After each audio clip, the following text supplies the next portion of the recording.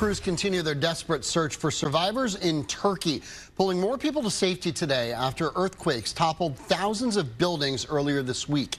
Tonight, more than 25,000 deaths are confirmed across Turkey and Syria.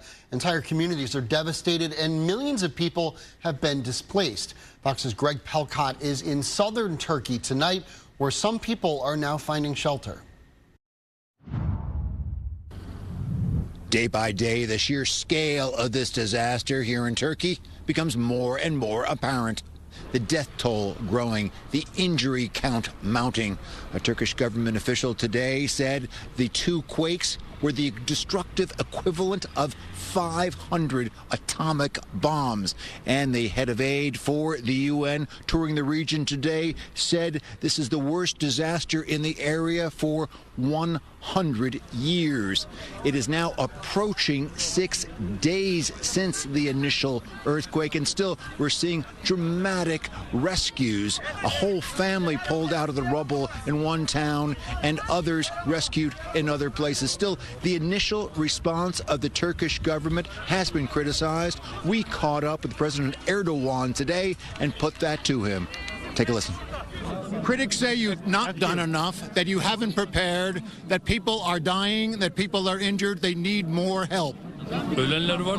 There are deaths, of course. This is an earthquake. Could you have done more? There are injured people. We are trying to solve the problems.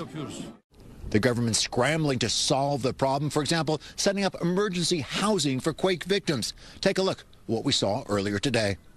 The earthquakes have thrown hundreds of thousands of people out of their homes. That's why the Turkish government is setting up 10 cities like this all throughout the region to help out.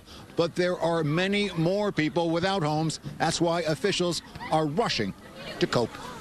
People are here because their homes have either been destroyed or damaged, or they're just worried about the many aftershocks creating more threats. It's basic, but there's shelter, some heat, food, water, essentials, and companionship for young and old. Entire families.